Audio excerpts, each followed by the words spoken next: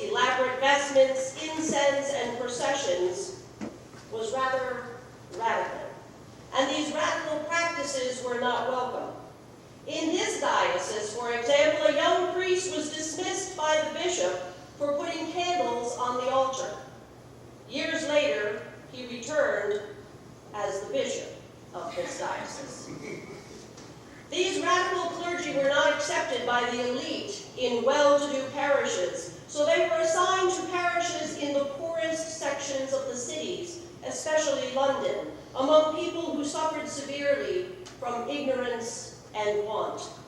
This is exactly what happened to the Wesley brothers a century before, when they began preaching their message of individual salvation and piety. History doesn't repeat itself, but it rhymes. This Oxford movement, as it came to be called, caught on pretty quickly for two reasons. One, the Oxford scholars wrote tracts for our time, short pamphlets addressing and explaining ancient practices and why they should be used today. Secondly, the churches that accepted these high church practices actually reached out to the poor around them and fed them, clothed them, tended to the sick and dying with genuine compassion and love. One of the ancient traditions which this movement brought forward was the celebration of Christmas. Christmas as a time of family gatherings, games, seasonal food and drink, a festive spirit of generosity and of music. Christmas carols, ancient and modern, was one of several collections of music assembled in response to this Oxford movement. The hymns and carols that we're using this morning actually came from this collection. The music of each movement in the church always reflects its theology. The hymns of the Wesley brothers focus on the cross and personal holiness. The hymns of the Oxford movement speak of mankind rejoicing because God has come among us. The foundation of the Oxford movement, the reason for reclaiming the ancient practices, the reason for the fancy vestments, the candles, the bells, and the smells, was a particular understanding of Christmas, a focus on the incarnation. John's gospel begins, "In the beginning was the Word, and the Word was with God, and the Word was God. And the Word became flesh and dwelt among us. And that Word was Jesus."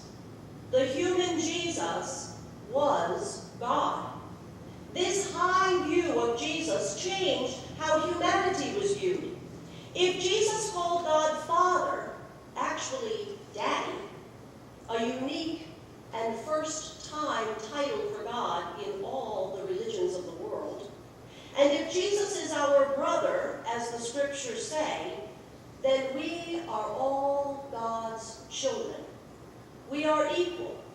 We are all fellow travelers to the grave.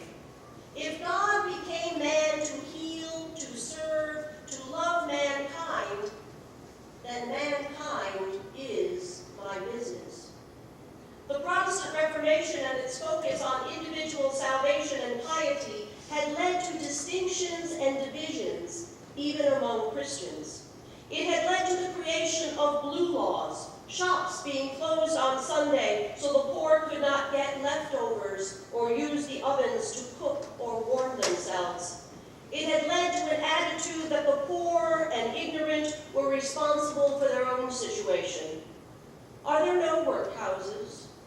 Are the treadmills not in full operation? Are there no food stamps? Is there no welfare system?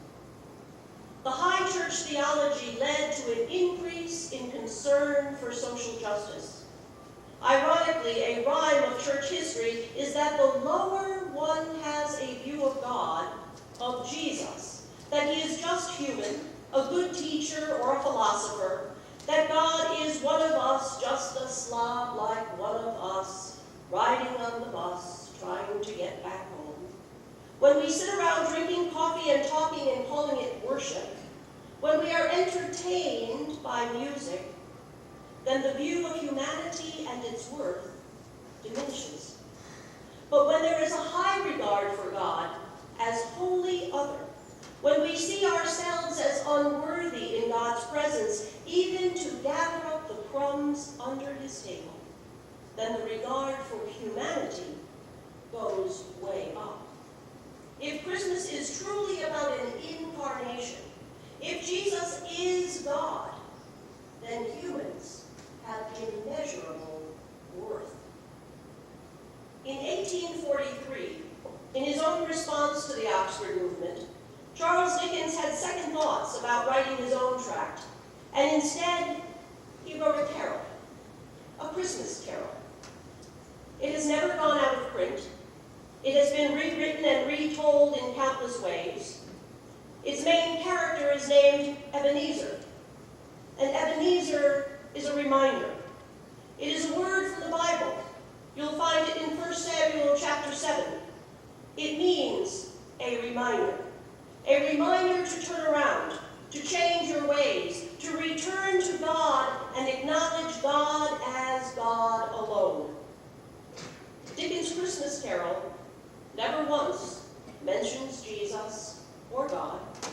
His carol doesn't tell about how God became man so that man could become like God. But it rhymes. Merry Christmas.